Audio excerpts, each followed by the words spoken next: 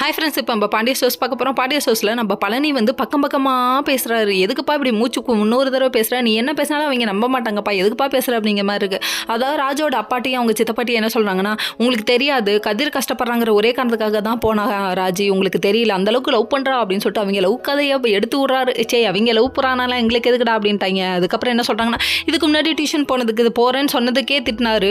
மச்சான் இதெல்லாம் தெரிஞ்சதுன்னா விட்டுருக்கவே மாட்டார் அப்படின்னு சொல்ல உங்கள் மச்சான் போகிறானால இங்கே எதுக்குடா போடா முதல்ல வெளியிலன்னு திட்டி விட்டீங்க. அதுக்கப்புறம் நகை வந்ததுக்கப்புறமா நம்ம ராஜோட அப்பாவோட மூஞ்ச பார்க்கணுமே, அப்படி இந்த நகையா இந்த பார்க்கும்போது அந்த ஒரு நிமிஷம் இவங்க சந்திரமையா மாறானதை பார்க்கணுமே, நகைலாம் கரெக்டாக இருக்கான்னு செக் பண்ணி பாருன்னு சொன்ன கதையோட இதை போட்டுக்கோன்னு டார்ச்சர் பண்ணுறாரு. என்னடா அது இந்த மனுஷன் இவ்வளோ டார்ச்சர் பண்ணுறாரு அப்படிங்கிற மாதிரி இருக்குது. அந்த ஒரு நிமிஷம் இவர் காஞ்சராவும் கீழே இருக்கவங்க சந்திரமையாகவும் மாறினதை பார்க்கணுமே, நான் போட்ட முடியாது இவங்க தள்ள இந்த நகை தாங்க அந்த நகைன்றது மாதிரி இருக்குது. அதாவது வாழைப்பழக்கத மாதிரி கொண்டு போயிட்டாங்க.